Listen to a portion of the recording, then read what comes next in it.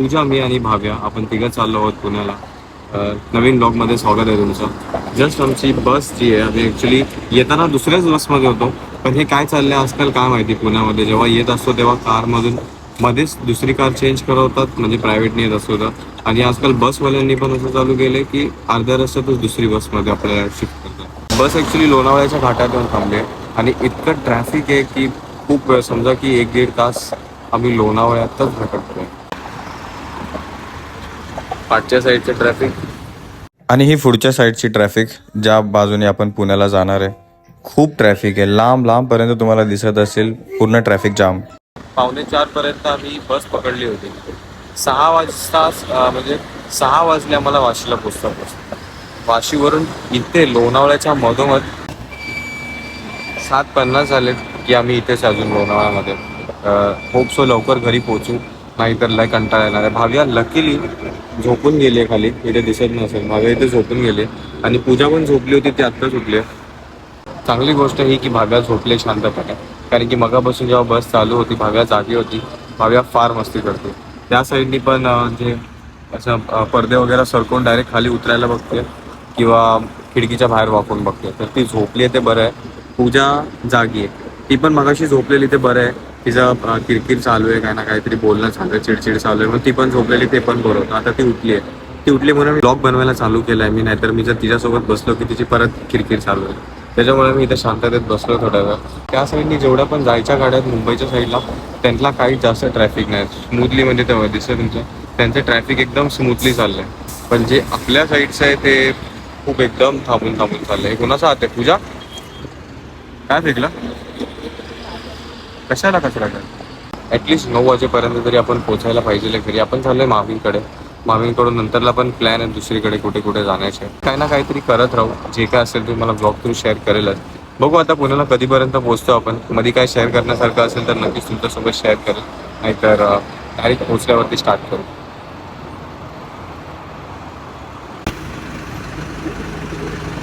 असं वाटतं मी कोकणात जाते.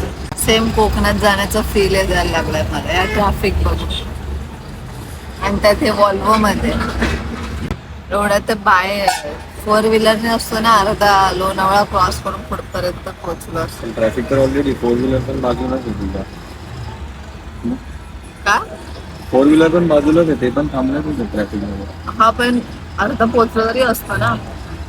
ह्याच्यापेक्षा तरी थोडं बस थांबत मग पुढच्या वर्षीचे 31st आपण गोव्याला करूया. त्याच्या अगोदरच माझा प्लॅन आहे. तुझा बर्थडे? माझ्या बर्थडेला पण सुट्टी असली पाहिजे फेब्रुवारी. फ्रायडेला काय नाही, फ्रायडे सॅटर्डे संडे. किती गाड्या खराब झाल्या हे बघ. लाईनीने गाड्याच टो करायला आले, ह्याच्यामुळेच वाटतं ट्रॅफिक झालंय. जसं आपण पुढे चाललोय घाटामध्ये, रस्त्यामध्ये आम्हाला खूप साऱ्या गाड्या अशा बंद झालेल्या दिसतात आणि टोईंग कार्स पण आहेत, त्यांना पुढे नेणार आहे. पण यांना लाईनीने असं ना आतापर्यंत 7-8 कार तरी दिसल्यात ज्या बंद पडल्या. त्याच्या अगोदर पण गेल्या असतील, त्याच्या अगोदर आम्ही आतमध्ये म्हणजे बाहेर बघत नव्हतो. मला पुढे जाता पण जसं चाललोय ना, कोणती ना कोणती तरी गाडी दिसलीच आहे जी कॉर्नरला आहे, तिला टोईंग कारने पकडले. आता हे स्लो एकदम ट्रॅफिक चाललंय, त्यामुळे गाड्या इथे रस्त्यात बंद पडल्यात की आता त्या गाड्या थांबल्यात म्हणून हे ट्रॅफिक जमा झालं. अजून एक कार बंद पडली. आता आपल्याला अजून बऱ्याच कार दिसणार आहेत. रिझन काय असतील कार बंद पडण्याचे? आणि कारण की एकसाथ एवढ्या कार बंद पडणार, त्याला 5ची पण थांबले आणि ते प्रॉपर काहीतरी ब्रेक म्हणजे थांबल्याच आहेत, काहीतरी खराबीमुळेच थांबलेत. अशा नाही की ते कार थांबलेत नाही, तर एवढ्या ट्रॅफिकमध्ये कोण विनाकारण थांबलेत निघायला रस्ता भेटला, इम्पॉसिबल आहे. आता बस एवढंच आहे की जेव्हा आपण इकडे मुंबईला जात असू तर या बाजूला ट्रॅफिक असलं पाहिजे. तर हे खूप वेळा झालं की आपण ज्या साईडने जातो ना त्या साईडला ट्रॅफिक येतं. जर समोरून जाताना आता बघू शकतो वाईल्ड एक्झाम्पल ती काय थांबली होती आणि मुश्किल आता आतमध्ये ट्रकच बंद पडला. त्या ट्रकला खिचायला मोठी टोईंग कार मागवली. खूप हालत बेकार आहे इथे यार. तर कधी पोचतो एकदाचं पुण्याला असं झालंय. भाब्याला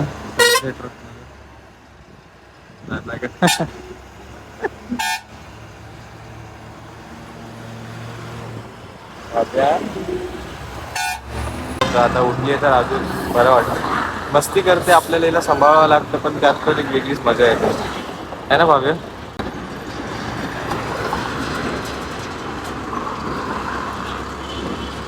हळू मजा येते.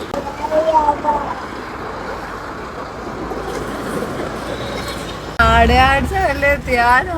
6 तासाचं ट्रॅव्हल झालंय. पुण्याला 6 तास लागतात का पोहोचायला? 2 तास. तेव्हा तिथे बघ, तिथे बघ मंकी मॅन बघ, वरती चढतो. मला नाही जायचंय पुण्याला. मला माझ्या पुन्हा घरी सोडा. ते बघ डायरेक्ट बाहेर पडायचे, डायरेक्ट. तिथे काहीतरी वेगळंच चालू आहे. त्या कोपऱ्यात जाऊन लपते आणि तिला वाटतं आम्ही तिला बघू नाही शकत. तर बेटा इथून सगळी तुझी बॉडी दिसते, फक्त तोंड लपवून काय होत नाही.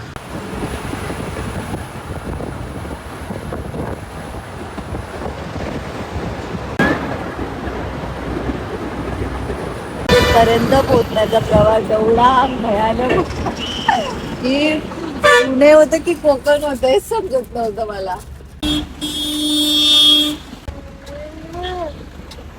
तर तो प्रवास जेव्हा आम्ही गावी चाललेलो, भाव्या 4-5 महिन्याची होती, तेव्हा भाव्या रडत चाललेले आणि थांबतच नव्हते. पण आम्ही स्लीपर मधूनच चाललो होतो आणि त्यात एसी होती. हा, फार कंजेस्टेड झालं होतं.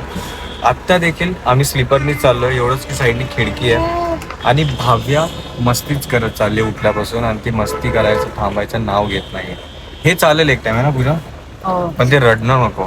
तू खा ना बेटा, आम्हाला का बरं होते? मला नको बाळा.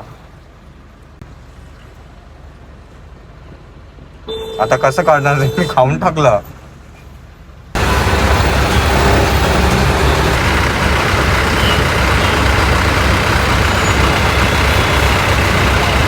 बसमधून जस्ट उतरलो आहोत आपण. बस गेली, तुम्हाला जस्ट दाखवलं. आणि जिंजरच्या इथेच थांबलोय.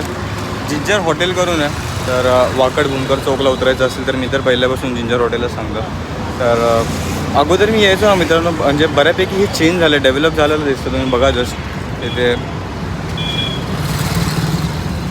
बिल्डिंग, शॉप्स वगैरे, कॉम्प्लेक्सेस खूप सारे झालेत. आणि पुणे ना असं वाटायला लागलं कम्पेअर्ड टू मुंबई इक्वल स्टेजवरती आलं आहे. आणि थोडं वाटायला लागलं त्याच्यापेक्षा जास्तच डेव्हलप व्हायला लागलं. चांगली गोष्ट आहे ती. कधी सिरियसली फ्रेंड्स असं वाटतं बायकोला जरा जास्तच डोकं असल्यासारखं दिसून येतं ते. आणि वर्कआउट पण करतं चांगलं. कारण की मगापासून म्हणजे बॅग नाही का उचलतोय 3-4 दिवसांसाठीच आहे. आणि कपडे तर असे घेतले जसे की 1-2 हफ्ता राहायला येणार आहे. तर ते राहू द्या. पण मी मगापासून बॅग उचलून चालतो. तर आत्ता पूजाने आयडिया दिली, अरे उचलतोय कशाला, तिला चालवत आहे ना. मी म्हटलं चालवत म्हणजे, तर ही आयडिया पूजाने दिली. म्हणजे बघा ना, जेव्हा आपलं डोकं पाहिजे त्या गोष्टीला चालत नसतं तेव्हा साथ देणारा एकच व्यक्ती असतो. लोकेशनवरती पोहोचलो आपण. तर सोनी आणि गुड्डी दोघी पण वेट करत होत्या. साठीच उभ्या असतात. आणि मग ते म्हणजे नाही का, ते पूर्ण सीटचं 1-2 जण असले ना, मग त्यांच्याकडून पूर्ण सीटच कव्हर करायला बघतात. पण 100 रुपये बोलत होता.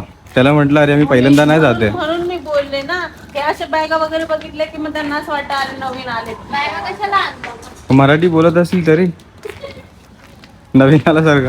आले नीट चाल, पडायला काय झालं. ऍक्च्युली तिथे चौकात थांबलो होतो. सोनी तो भूमकर चौक आहे ना, त्या चौकात थांबलो होतो. तर तिथे नेहमी सारखे शेअरिंग ऑटो पकडत होतो. शेअरिंगवाले बोलतात ते आता शेअरिंग बंद होते रात्रीची, म्हणून 100 रुपये द्या, तिथपर्यंत सोडतो. जो की हा डिस्टन्स 5-10 मिनिटाच्या डिस्टन्सवरती आहे. तिथं नॉर्मली 10 रुपये लागतात ऑटोनी, शेअरिंगनी, आणि बसनी 5 रुपये. पण त्यांच्या डोक्यात वेगळंच काहीतरी होतं. मग ॲट लास्ट सोनीने उबर बुक केली आणि त्यांनी आम्ही इथे आलो. Just 47 rupees. कुठे ते 100 आणि कुठे हे.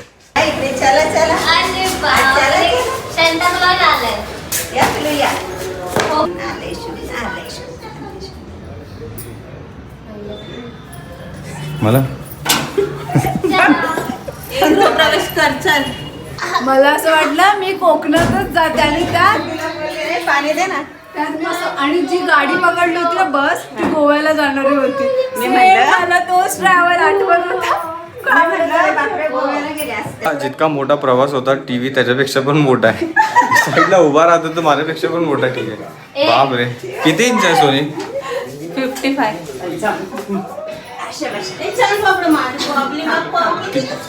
जास्तच मोठं आहे. ती लय मस्ती करत होती बसमध्ये. कालच आम्ही गोरेगावच्या हॉटेलमध्ये गेलो होतो. तिथेच मी बाजरीची भाकर विचारली होती, नव्हती, त्यांच्याकडे संपली होती. आज आम्ही आलो आहे पुण्याला. फायनली आपलं जर्नी कंप्लीट झाली. तर मामींनी ऑलरेडी प्रिपेअर करून ठेवल्यात आणि जेवणाला स्टार्ट करायला.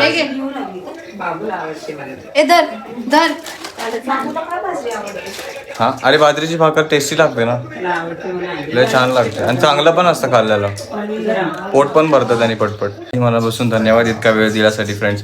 भेटू आपण लवकरच नेक्स्ट व्लॉगमध्ये. कमेंट करून कळवा काही बोलायचं असेल तर. लाईक करा व्हिडिओ आवडला असेल तर. Thank you so much for watching. Take care. Bye bye. Bye bye. Dance चाललाय बाय करत. मीठ घ्या. चालेल. आता ती बाहेर